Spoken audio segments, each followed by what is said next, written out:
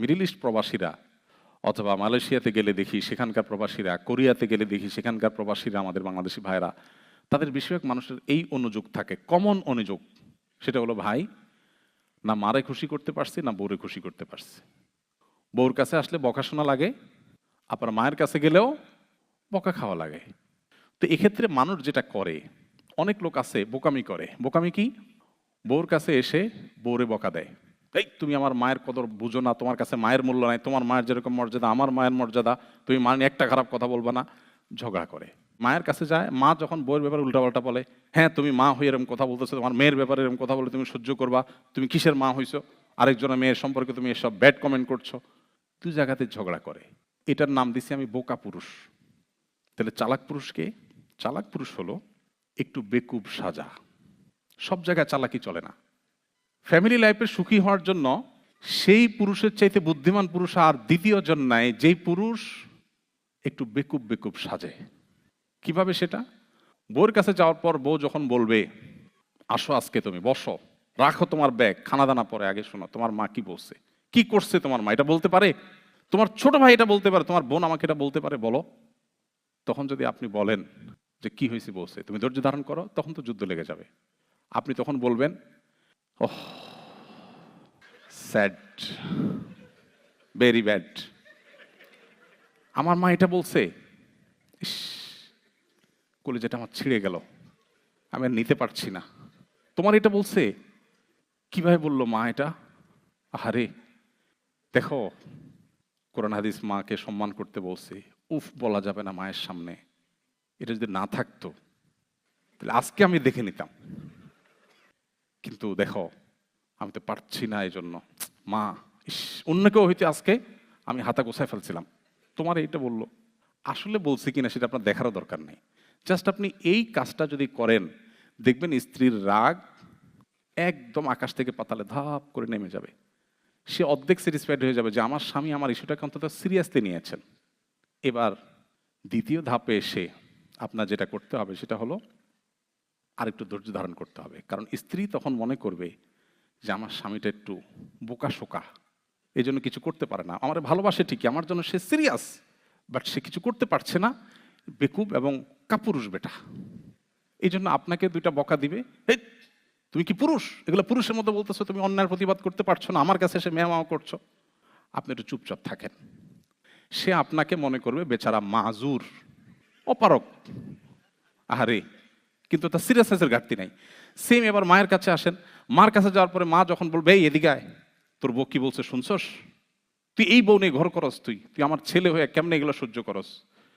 মায়ের কাছে যায় বলেন, মা শরীয়তে যদি বউ পিডানো জায়েজ হইতো তো আজকে আমি হাতা গোছাইছিলাম মা, বাট আমার রাসূল নিষেধ করেছেন, তিনি কখনো কোনো নারীর গায়ে হাত তোলেন নাই, পরের মেয়ে, আমি তো পাগল হয়ে যাচ্ছি মা, কি করবো এগুলো, কিভাবে সম্ভব এগুলো। সেম এখানে অ্যাক্টিং আপনি যদি করেন, আপনার মাও আপনাকে বলবে কি আমার পোলাটা একটু সোজা সরল আসলে, কিন্তু আমার মহব্বতে কোনো কমতি নাই। আপনি দেখবেন দুইজনের কাছে বোকা সাজলেন, কিন্তু দুইজনের কাছে আপনি সেফ থাকবেন।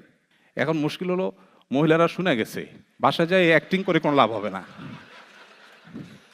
বাসায় গিয়ে এই অ্যাক্টিং করবেন, ধরা খাবেন। আমি একটা পলিসি শিখিয়ে দিছি, ওইটাই হুবহু অ্যাপ্লাই করতে হবে, নট লাইক দ্যাট। আপনি দু একটা আবিষ্কার করেন, আপনি এটা অ্যাপ্লাই করতে গেলে তো বলবেন, ও চান্দু ওই মৌলভী সাহেব শিখে দিছি ওইটা করছো না, সো ওইটা আপনি অ্যাপ্লাই করতে যাবেন না, কিন্তু আপনাকে বের করতে হবে। ফ্যামিলিগত ইস্যুতে অনেকে আছেন যে খুব বুদ্ধিদীপ্ত ডিসিশন নিতে পারেন এবং ধরা খান। সৌদি আরবের একজন স্কলার আছেন ডক্টর আয়েজ আল কারনি, আপনারা অনেকে নাম শুনেছেন, খুব জনপ্রিয়। তার একটা বক্তব্যে তিনি বলেছেন যে আমি একটা ইউনিভার্সিটিতে একটা প্রোগ্রামে, এখন ছেলে মেয়ের মধ্যে, স্বামী স্ত্রীর মধ্যে বন্ডিং সেরকম ভালোবাসা নাই, বোঝাপড়া নাই, আগের মতো ধ্বংস হয়ে যাচ্ছে, গোটা মানব সভ্যতাই ধ্বংসের দিকে যাচ্ছে। তিনি বলেন যে আমি একটা বুদ্ধি দিলাম। অনেক দিন পরে ওইরকম একটা অনুষ্ঠানে আমরা জিজ্ঞেস করলাম, আমার এই বুদ্ধিটাকে অ্যাপ্লাই করেছেন কিনা। একজন বলল আমি করেছি, খুব ভালো ফল পেয়েছি। বুদ্ধিটা কি? উনি বললেন যে বাসায় ঢোকার পর লাইটের সুইচ বন্ধ করে দিবেন এবং ওয়াইফকে বলবেন যে দেখো, লাইট একসাথে দুইটা থাকার কোনো মানে নাই, তুমি থাকতে আবার এখানে লাইট জ্বলবে, অপচয় কেন করব, এটাই যথেষ্ট। শরবত বানায় নিয়ে আসলে বলবেন খবরদার চিনি দিও না, কেন, কবে থেকে সুগার খাওয়া ছাড়ছো? না, সুগার খাওয়া ছাড়ি নাই, তুমি আঙ্গুলটা চুয়াই দাও একটু, দ্যাটস এনাফ। এটা চিনির চাইতে বেশি মিষ্টি হয়ে যাবে ইনশাল্লাহ আমার কাছে। তুমি বলেন যে দেখেন, স্ত্রীর সাথে এই টাইপের আলাপ জায়েজ আছে। হাদিসে শুনছেন না আপনারা, বউয়ের সাথে মিথ্যা বলা জায়েজ? এর মানে এই না যে আপনি বাজার থেকে $20 দিয়ে মাছ এনে বলবেন আমি $5 দিয়ে কিনছি। বেশিরভাগ মহিলারা, আমাদের দেশে মহিলাদের কথা বলছি, টেন্ডেন্সি হলো জামাইয়ে কেনাকাটা করে যদি ধরা খায়, তো ধরা খায়া বেচারা যদ্দুর কষ্ট পায়, বউয়ের বকা খায় তার চেয়ে বেশি কষ্ট পায়। কারণ বউ তারা গোষ্ঠী উদ্ধার করে যে একটা জিনিস পর্যন্ত কিনা শিখে নেয় তোমার মা, এটার দাম এত।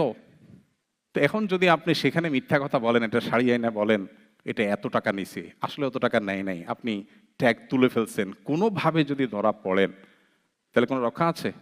তো এই জন্য শরীয়ত ওই রকম মিথ্যা বলতে পারে না। মিথ্যা বলো কি, তুমি চাঁদের চাইতেও সুন্দর, আর চাঁদের চাইতে উজ্জ্বল মানুষ হয় নাকি আবার? কিন্তু এই কথাটা আপনি একটু বাড়ায় বললেন, এবং এটা কিন্তু আসলে অভিনয় না, ভেতর থেকে আসলে এটা ধারণ করা দরকার। দিন আমাদেরকে, আমাদের ইসলাম আমাদেরকে বলে যে আমাদের স্বামী স্ত্রী পরস্পর মধ্যে এরকম বোঝাপড়া হবে। দেখুন, আমি একটা কথা বলি, পশ্চিমা পৃথিবী আমাদের বাংলাদেশের বা সাবকন্টিনেন্টের মানুষের চাইতে জ্ঞানে, বিজ্ঞানে, তথ্যে, প্রযুক্তিতে, শিক্ষায়, অনেক ক্ষেত্রে গবেষণায় আমাদের চাইতে যদি তারা 50 বছর এগিয়ে থাকে, দাম্পত্য সুখের বেলায় আমরা ওদের চাইতে 100 বছর এগিয়ে আছি। সো আমাদের এই জিনিসটা ধরে রাখতে না পারলে আমাদের সুখের আর কোনো জায়গা থাকবে না। এই জন্য ইসলাম আমাদেরকে বলে, কোনো স্বামীর সাথে তার স্ত্রী যদি ভালোবাসার সম্পর্ক থাকে, স্যাক্রিফাইসিং মানসিকতা থাকে, সবর এবং শকর থাকে, সবর এবং শকর, এই দুটো জিনিস ছাড়া দাম্পত্য সুখ কখনো হয় না। এই দুটো জিনিস খুবই লাগবে, শকর এবং সবর। দেখবেন তাদের পারিবারিক জীবনটা জান্নাতি জীবন হয়ে যাবে। আর এই পৃথিবীতে পারিবারিকভাবে যে সুখী নয়, সে সুখী হতে পারে না কোনোভাবে। আর যে পারিবারিকভাবে সুখী, তার ব্যবসা বাণিজ্যের দিক থেকে যদি দুঃখেও থাকে, অন্য কোনো দিক থেকে যদি দুঃখেও থাকে, তো এই লোক আসলেই সুখী। এই জন্য ইসলাম আমাদেরকে পরিবার বান্ধব হতে বলেছে। আমাদের নবী করিম সাল্লাল্লাহু আলাইহি ওয়াসাল্লাম ফ্যামিলিকে সময় দিতেন, অনেক বেশি সময় দিতেন। কিরকম সময় দিতেন? যুদ্ধের ময়দানে পর্যন্ত, রণাঙ্গনে পর্যন্ত স্ত্রী ছাড়া কোনো দিন যান নাই। তার জীবনে বছরের 10 দিন এতেকাফে থাকতেন, সে 10 দিন স্ত্রীর সঙ্গ পেতেন না। এর মধ্যেও কোনো কোনো হাদিস থেকে দেখা যায় কোনো কোনো উম্মুল মুমিনিন, কোনো কোনো স্ত্রী মসজিদে এসে নবীর সাথে দেখা করে কথা বলে যেতেন, এবং মসজিদ থেকে মাথাটা বের করে দিতেন। আয়েশা রাদিয়াল্লাহু তাআলা সহযোগিতা নিতেন, মাথার চুল লম্বা ছিল ধোয়ার ক্ষেত্রে।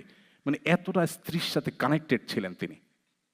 কিন্তু আমাদের আজকে সে সম্পর্ক নাই। আলহামদুলিল্লাহ, যারা যত বেশি দিনদার তারা স্ত্রীকে তত ভালোবাসেন, এবং যে নারী যত দিনদার তিনি তার স্বামীকেও ততটা ভালোবাসেন। আমাদের সম্পর্কগুলো শেষ হয়ে যাচ্ছে।